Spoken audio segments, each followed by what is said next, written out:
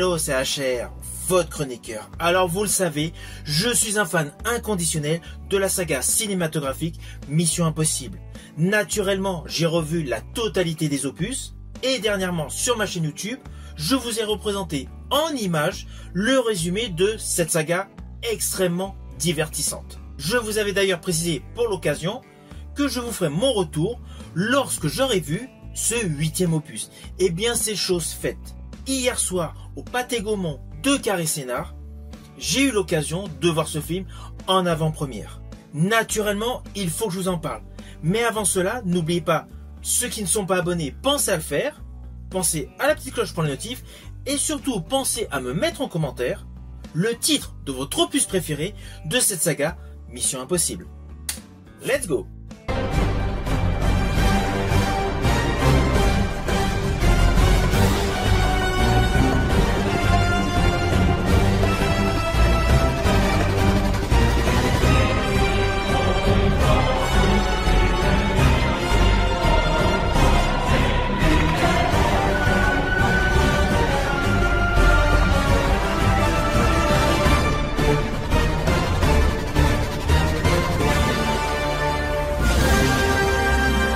Alors tout d'abord, n'oublions pas que le personnage Ethan Hunt, interprété par Tom Cruise, est apparu dans le premier opus de cette saga cinématographique réalisée par Brian De Palma. Cela fait donc près de 30 ans que l'acteur Tom Cruise interprète le personnage Ethan Hunt. Sur le papier, ce 8e opus, réalisé par Christopher McQuarrie, marque une conclusion finale à cette saga d'espionnage, adaptation d'une série télé. Et justement, pour l'occasion, ce film fut présenté en avant-première au Festival de Cannes. Alors ce film a, comme tous les opus de cette saga, une histoire extrêmement captivante, à la différence que celui-ci est la suite directe de l'opus précédent. Mais avec une particularité pour conclure cette saga cinématographique, une durée de 169 minutes. Avec une histoire qui est la suivante.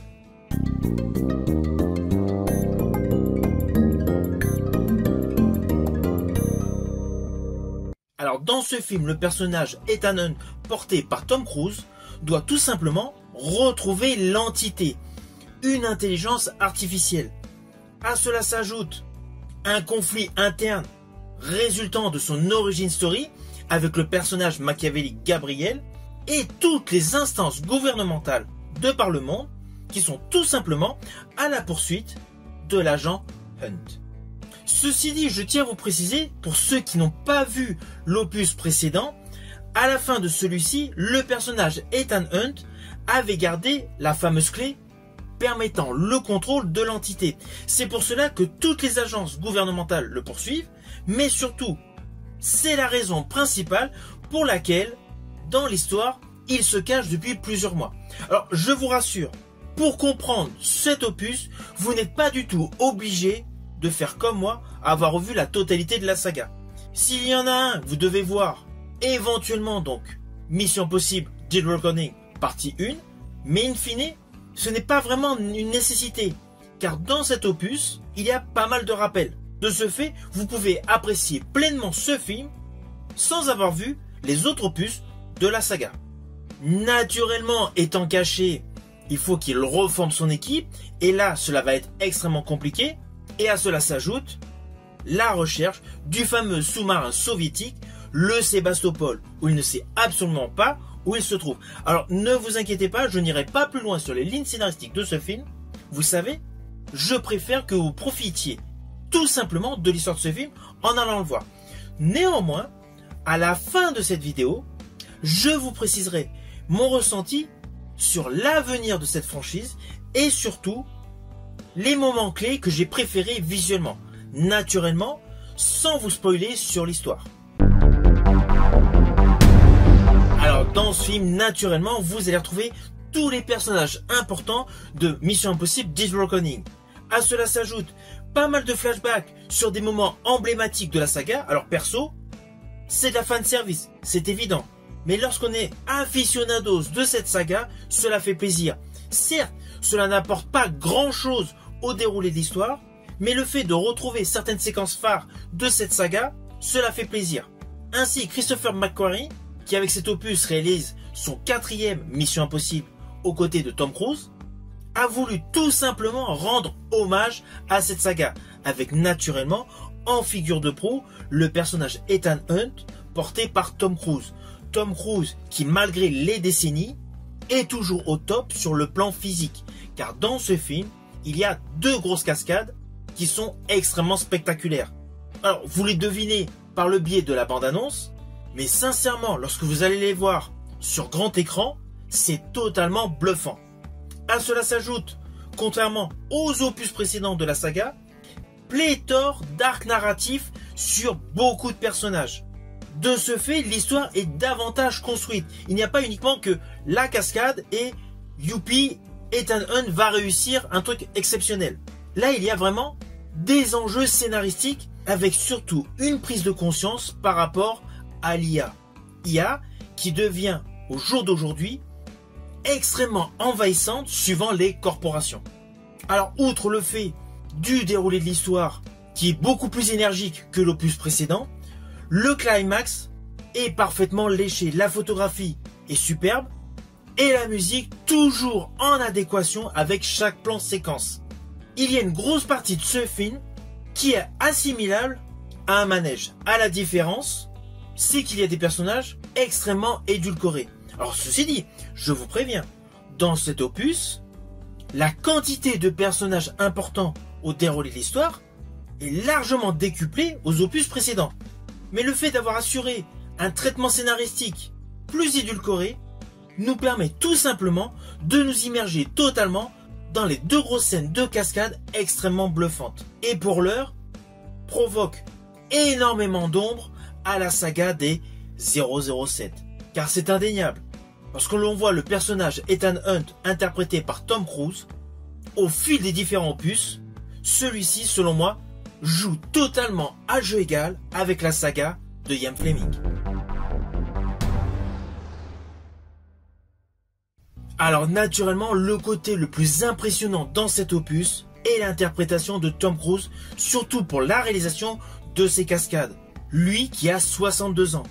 Personnellement, la cascade que j'ai préférée est celle avec un biplan au-dessus de l'Afrique du Sud.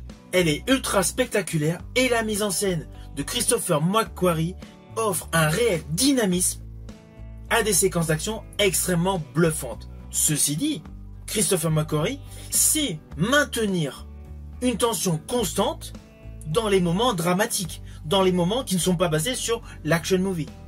Surtout que je vous l'ai dit, dans cet opus, tout ce qui gravite autour de l'IA est extrêmement sérieux. Ce 8e opus des aventures d'Ethan Hunt explore totalement des thématiques contemporaines, avec la mise en exergue de l'entité, la fameuse IA de ce film.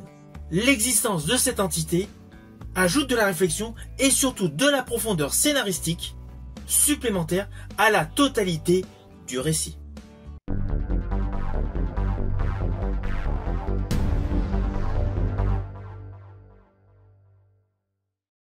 Alors attention à ce que je vais vous dire, cela s'apparente à des spoils, mais c'est plus par rapport à des détails visuels, à des séquences que j'ai particulièrement aimées. Outre bien évidemment la cascade en Afrique du Sud. Mais comme je vous l'ai dit en préambule de cette vidéo, je ne vous spoil aucunement le déroulé de l'histoire. Alors justement, côté séquence, il y a une séquence qui se déroule à Londres. Plus précisément le soir. Là, on y découvre plusieurs protagonistes qui n'échangent aucun mot. Tout ce qui peut être transmis entre ces différents personnages se fait uniquement par le regard au milieu de la foule. J'ai trouvé cet instant particulièrement réussi. À cela s'ajoute une séquence tout en émotion avec un protagoniste qui essaye de désamorcer une bombe et le personnage Ethan Hunt qui se retrouve face à cette personne derrière une porte grillagée. Enfin, c'est plus un portail métallique type fer forgé. Là, il y a un échange fugace avec beaucoup de références, mais cette séquence est essentiellement chargée en émotions. Et justement, ce qui accroît le côté dramatique de cette séquence, c'est la colorimétrie qui est extrêmement sombre. C'est une séquence que j'ai particulièrement aimée. Et alors la troisième séquence que je veux vous parler, c'est tout simplement la séquence d'ouverture de ce film, totalement inhabituelle. Séquence qui est davantage axée sur la présentation du personnage Ethan Hunt. Cet amalgame d'images est monté avec une réelle fluidité. Vous voyez, ce n'était pas du tout des spoils de folie.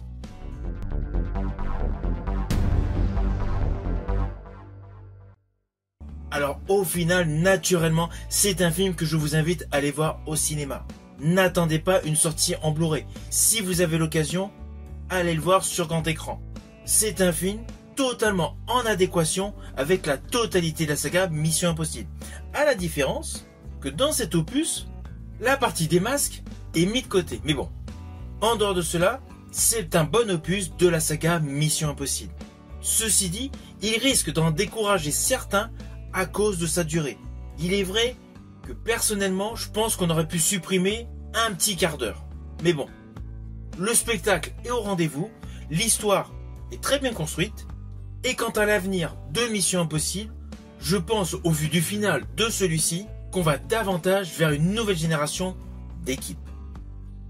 Si vous avez aimé ma vidéo, n'oubliez pas, petit pouce vers le haut, pensez au partage. Quant à moi, je vous dis à bientôt pour une prochaine vidéo.